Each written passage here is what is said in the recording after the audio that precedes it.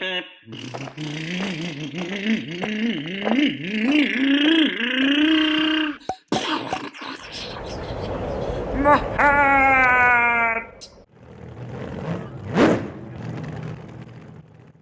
video is part of a series for Nitro in RC cars.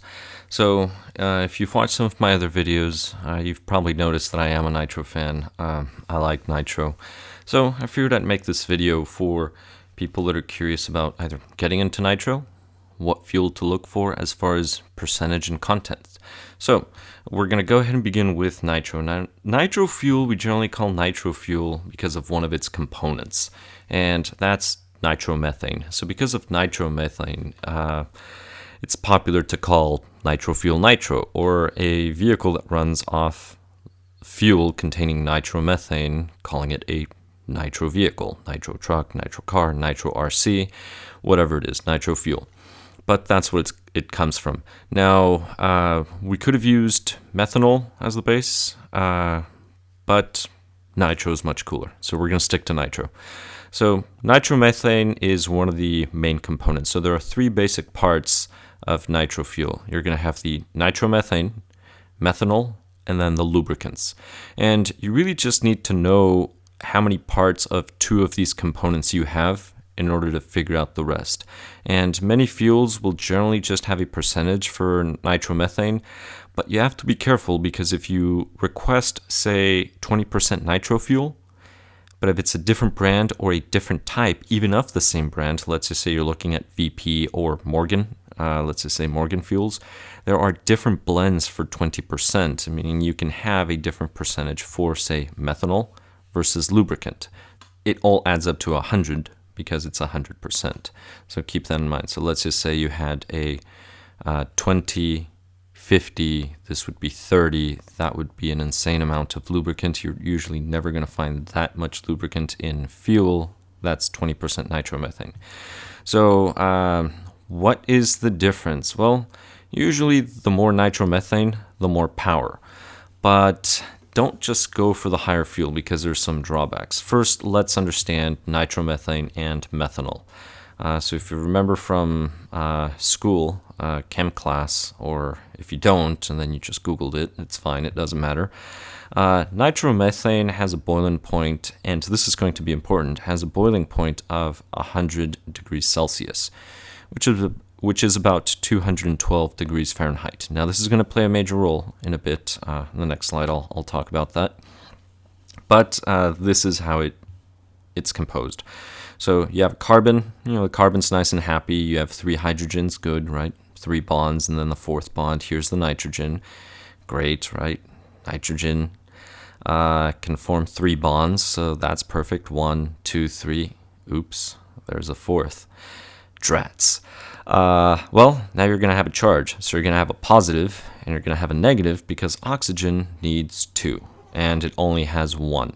So this is going to be a problem. It's not going to be a problem to you, but I mean a problem for this molecule. So this molecule is going to want to break up.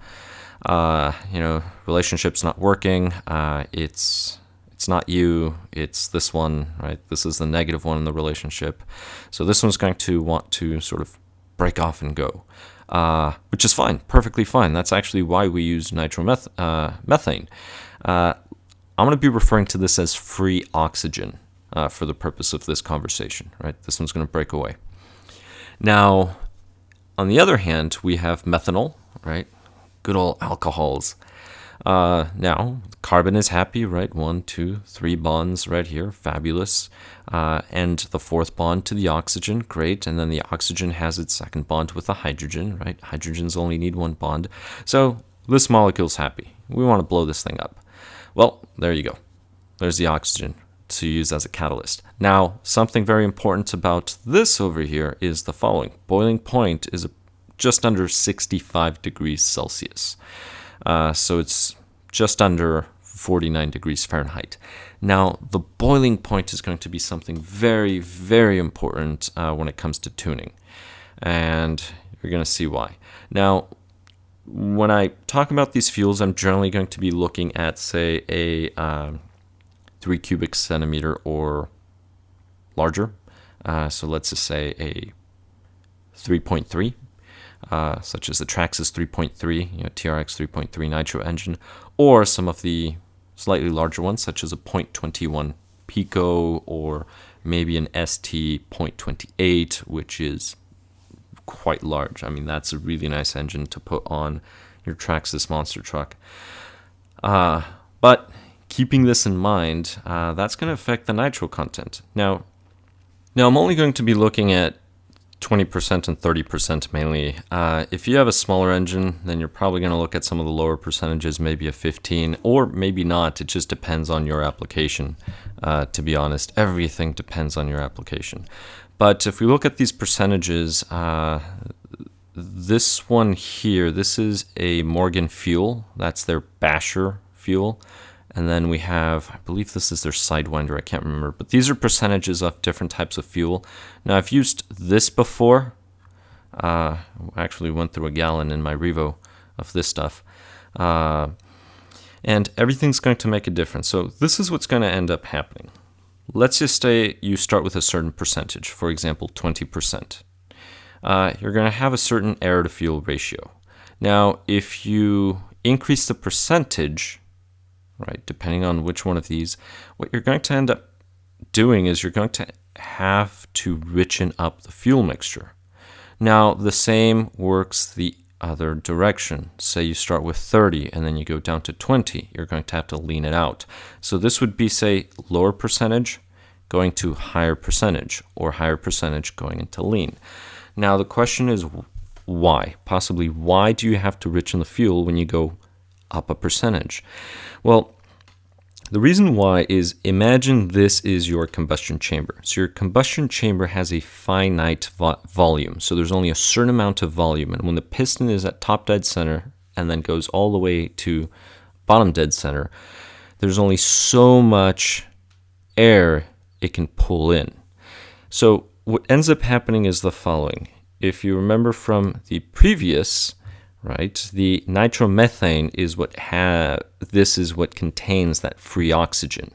Well, if we have a small amount of that nitromethane, then we have a small amount of oxygen, and we need oxygen for combustion. Combustion will not occur without oxygen. Therefore, because we have a small amount of free oxygen, we need more oxygen from air. Keep in mind that air is about 78% nitrogen, 21% oxygen. So out of all this air, just about a fifth of this would actually be oxygen. So the rest of the oxygen is coming from the fuel. So this is why you're going to need more air to keep a good fuel mixture. Now, if you go into a higher percentage, well, you just increase that free oxygen, right? Going from 20 to 30%, you increased it by 50%, the oxygen amount, right? Which means that you now have a lot more free oxygen. But remember, if you run lean, it's mean, but it could be disastrous because your temperatures are going to rise. So what will happen is you richen up the fuel so you can get some more of that methanol in, right? And when you richen up the fuel and get more methanol, well, you don't actually need more air because you're getting more oxygen from the nitro. That's the reason why. So if you were to keep the same amount of fuel and kept it just as lean, you'd actually be even leaner with the 30% because of that free oxygen that I mentioned just from the molecules right in here. This one's not giving you any free oxygens, right? It has an oxygen, but it's not a free. This one wants to break off. And this is the reason why. Now, again, this works because your combustion chamber has a finite volume. It has a set volume. That volume's not going to change unless we go into technicalities and metals expand and contract based on heat, but let's forget about that. The volume doesn't change for the purpose of this. Therefore, because you're introducing more oxygen here, this fuel is going to replace the air, so less air is going to be able to come in. So when you richen the fuel, that fuel is going to take up volume in the chamber, less air, so it'll all work out. It will still combust because you have that free oxygen in the fuel. Everything will be balanced. and you will be good. Except for you have to pay attention to lubricant. Now, here you have different lubricants. Now, this is more of a race blend compared to this. Well, let's use this. This is a race blend right here, 30, 9 lubricant, 61 methanol. Over here we have 30, 12 lubricant, and 58 methanol. Yeah, this is the Basher blend, and this is the race blend, to give you an example. This is a race blend. VP has something identical. Both VP and Morgan have these ratios. So what's going to happen is the following. If you actually look at the race blends, which is this one, 12% lubricant and 9% lubricant, one may get a little scared and say, whoa, that's not enough lubricant. Maybe I need a little more. But keep in mind that it's 9%, but it's not 9% of this small amount. It's 9% of this, because you richened your fuel mixture. Therefore, this 9% will be very similar to this 12% as far as the content in here. It won't be exactly the same, but it'll be closer. So going from this blend to this blend, you're going to notice more power. The lubrication is going to be very similar. Now, yes, nitromethane is a solvent, so that's something to keep in mind. So then the question comes, do you want a synthetic or a castor oil? And I'll talk about that in a bit. Now, let's say your vehicle runs perfect with 20%. That's fine. Keep it at 20%. You want to try a little more power? Go to 30. Here's something that's going to happen, though. With that type of engine, 20% is going to be very easy to tune. 15% is very easy. You're going to lose power. I'm not sure why you would use 15% on that size engine, the sizes that I mentioned. 20 is perfect. If you go to 30, it's going to be a greater challenge. You're going to have to be more patient with tuning. And the reason why is the following. If we go back to boiling points, the boiling point of nitromethane is 100 degrees Celsius.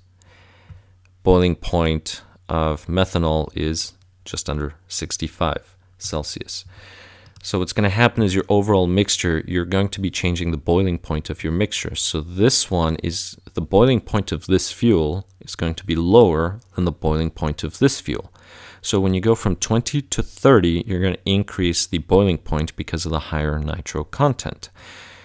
The following is going to happen. You're going to have to warm your engine before you tune. So before you make any tune changes to your engine, you're going to have to warm up the engine.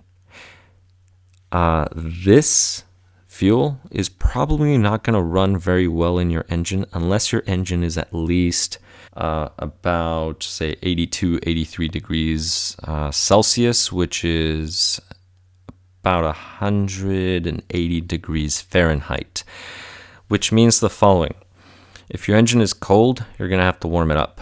You may have to use an engine warmer, or you're going to have to lean your mixture initially, which is a pain, and then mind the mixture and then richen it up. But ideally, something like this, make sure it's a warm day, or use an engine warmer or a way to warm it up. And the reason why is you really don't want to be touching any of the settings or needles until your engine is warm, because then you're probably not going to get a good tune. But yes, you can lean it out a little, just get it running, and then once it starts getting a temperature, tune it. But I would say just use an engine warmer, depending on your engine. Now, this one over here is going to be pretty easy. So this one here, let's just say you run your engine, right? Your engine's running at 250 degrees, 260 degrees, 270 degrees. And then you stop the engine, and then the engine drops to 150. You're going to be able to start your engine with almost no problems with 20%, and it'll be fine. But if you're running 30% or 40%, if your engine is cold, it's not going to run well. It needs to get to temperature. And this 150, you're going to be fine. This one, you have to be at least 180, so above 80 degrees Celsius for this to work properly. And that's because of the boiling point. So that's something else to keep in mind. The lower the nitro content, the easier it's going to be to tune, mainly because of the mixture. The engine's not really going to care that much. Once you start going to higher nitro, tuning, whereas with this, you can go, say, 1/8 of a turn, 1/4 of a turn. This, every 16th or 1/8 of a turn is going to matter once you go into the higher nitro contents. So you're going to have to be careful with these. For temperature, you don't want to be too lean. You're going to have to richen them out. And then the other thing too is if your engine's cold, it's going to be harder to start sometimes, unless you warm up the engine with an engine warmer, or maybe just lean it out just to get it running and then start riching it little by little.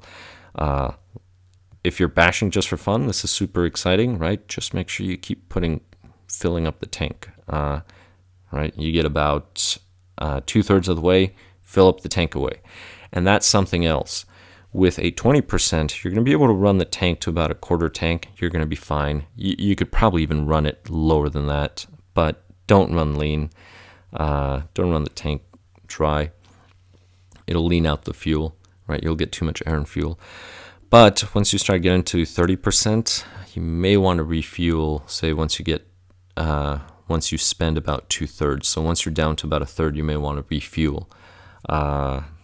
So the higher percentages will yield more power, but they're going to be a little touchier.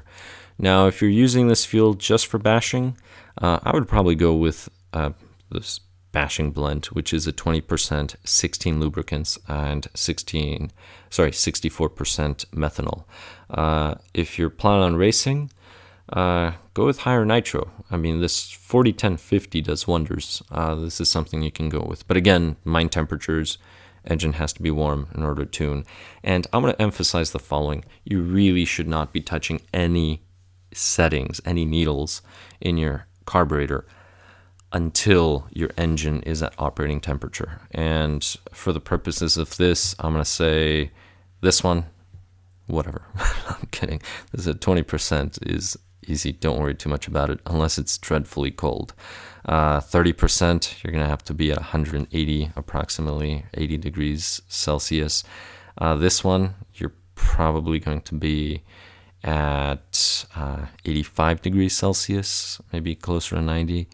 85 is probably a good temperature in order to have a good tune, something decent. So those are some things to keep in mind. Now that we've covered that, let's go into the types of lubricants. So lubricants, there's two types of lubricant. You can have synthetic lubricants or castor lubricants, so castor oil. You can also have a blend of them. Now, the difference between the two is the following. Synthetic burns nice and clean. If you ever look at the smoke, the tune pipes, everything, clean. Castor, this will leave, this definitely smokes. It'll leave residue. It's not the cleanest thing in the world. But the nice thing about castor oil, though, is it does leave a film. So the synthetic oil in your engine's just going to burn off completely inside of the cylinder. Castor oil actually leaves a film. So this one's better at lubricating, I would say. Not as clean, though. Synthetic oil, it'll do the job, but it's cleaner, but it'll burn off. So that's one of the reasons why also percentage may be important, as well as, you know, are you getting a 50-50 blend? Are you getting a 60-40? What's the blend? You can go all synthetic. That's fine. It'll work.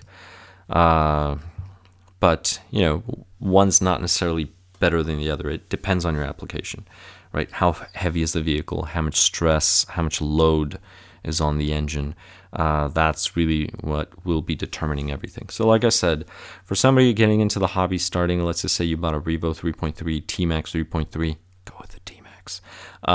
Or some of the other cars, Rustler. Actually, a Rustler, you can go with the race stuff.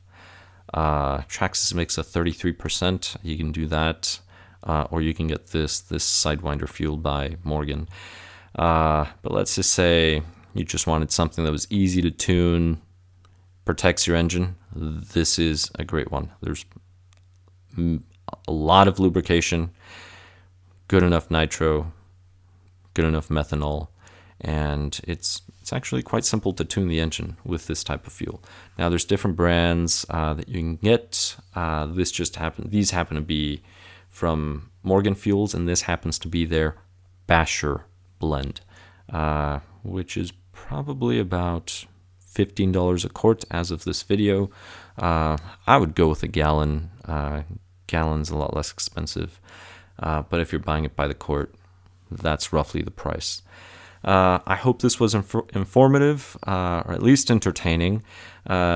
Please comment below if you have any questions, or if you have more input. What are your preferences if you're watching this and you have certain preferences in fuel? Also, please subscribe if you have not, and I'll catch you in the next one. Thank you very much for watching.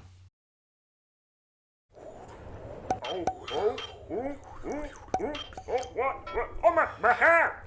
My tongue! My rod!